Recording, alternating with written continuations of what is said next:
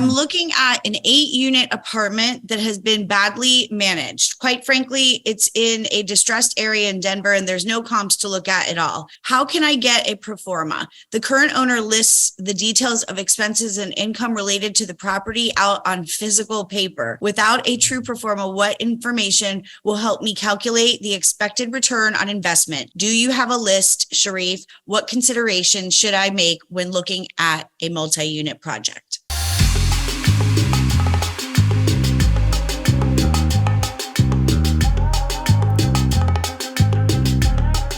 It doesn't matter the comps when it comes to this. The key thing is to understand the market in terms of, if you get that apartment building, will you be able to rent it?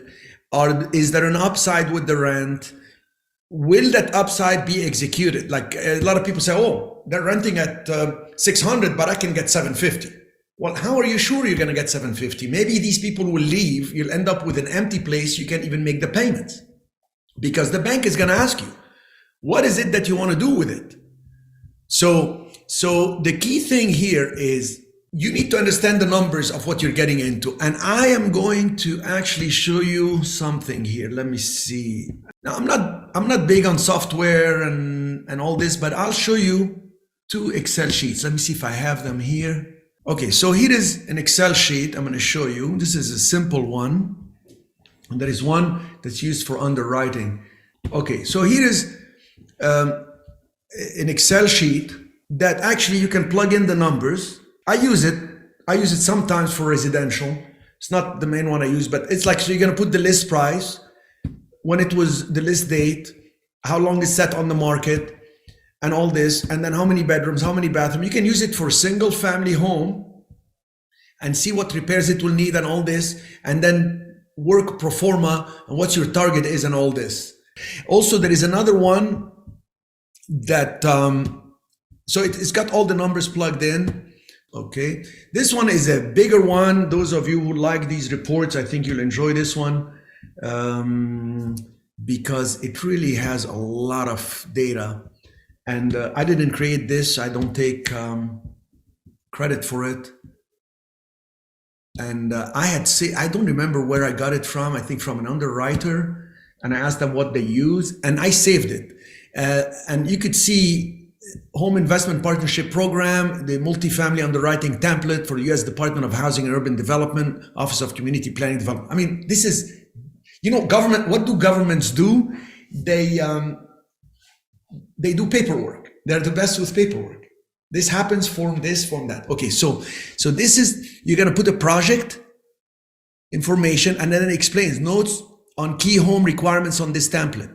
And then you could see every cell, the role of home funds in a development project. It explains a lot of things. Okay, then you're going to see requirements. What are they requiring? Certain things. You can plug in numbers. Okay, for rent, utility allowance, etc. The rents and income on the property, on a specific property. Development cost, if you're doing the development, so you can't miss anything. So we're going to send you this one also. If you can put it on the site or send it to everybody. Ashley, I sent it to you yesterday, and it is exactly as is. It's very interesting, and it just spells out a lot of things, especially if you're doing developments or something like this. You can't miss a thing. So I think between these 2 Excel sheets, you will be able to identify a lot of issues. This one involves so much work. I can tell you that the basic calculation I do is the following, because I like simplicity. If the end goal is simplicity, we begin with simplicity. I look at the revenue, and if it's true.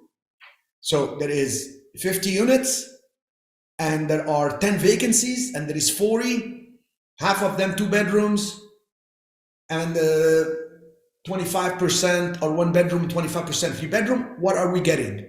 What's the market getting? Okay, if you can't compare it to the market, then let me see how long they have been there. I have asked sellers of apartment buildings, can I talk to some of the tenants? Can I just talk to a couple of these people? Can you show me if there have been any maintenance work? And then you can see if there are leaks all over the place with water issues, or the water keeps shutting down because the water department there are some issues there. So we need to do good due diligence. Don't think you need to do too much. You hire companies that do it. And that's why a lot of deals are done by real estate fund managers. That's why we train people to do funds and set them up with syndications and funds, because when you're going to do a bigger deal and you have more money, you're going to do bigger due diligence. It's going to cost you some money. So you need to know what you're doing. And if you spend the money when you have a real estate fund, you're going to raise the money to buy the property, and you're going to raise money, what's called organization fees. So actually the fund itself, the investors pay you for the money you put in to set it up, including what you pay us to set it up for you. We do 25,000 to 30,000 set up the fund, including the setup and all this. But you get it refunded from the investors when you raise the capital, if that's what you want to do, and any due diligence you spend. So I look at the revenue, number one. Number two, all the expenses. You're going to see on the two sheets the expenses. You can't miss it. You know, what are the property taxes? What's the property insurance? What's the history on the property insurance? Has the property had any killing, any shooting, any fires, etc.? You're going to get the property inspected, the foundations, the roof, the electric, and the plumbing. And you're going to actually make sure that common area maintenance is paid, that there is a vacancy factor, that there is a management fee for the team, because you are going to be able to include all these fees in the cost of the operation, because you're not going to run it like a mom and pop. You're not going to be running around managing properties. You should use your highest and best use, which is really highest and best use of a person is two things: raising capital, getting deals. Raising capital, getting deals. I don't fix the properties in San Francisco. I'm in Los Angeles. I was there last week. I toured the properties, thanked everybody because they know what they're doing. We're moving forward. I talked to the broker listing a property, and I came back. I'm not going to be painting walls. I'm not good at it. Plus the fumes can make me very excited, and then I buy more properties than I should. But anyway, so you understand the idea of the property. What's the revenue? What are the expenses? Now I'm talking apartment buildings because the person is saying 8 units. If we're talking about retail, I'm going to look at what are the comparable rents, what's the traffic, and what's the driver of the traffic. Like I was looking at a property here, a single tenant building, and it was right next to Chipotle. And what I noticed is there is LA Fitness, and my kids like to exercise there. My son now beats me arm wrestling, which is very frustrating. So I need to work out a little bit more because Daddy needs to keep his place in the physical power. And so I went to pick him up. I should have been exercising. I went to pick him up. So I was waiting. I'm looking at this Chipotle, like the traffic. And what's the driver of the traffic? It was two things: LA Fitness on one side, and there is a huge office building the other side. I mean, the lines on the Chipotle, and this is, I'm in the business, so I'm constantly looking. I'm not daydreaming. And right next door is empty.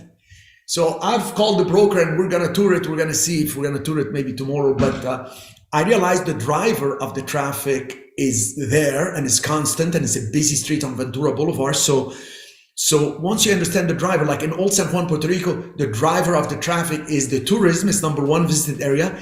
It's the cruise ships and the local clientele. The local people love to spend the weekends there. I sell out on Airbnb and the hotel we have there on the weekends. Understand the drivers of the traffic.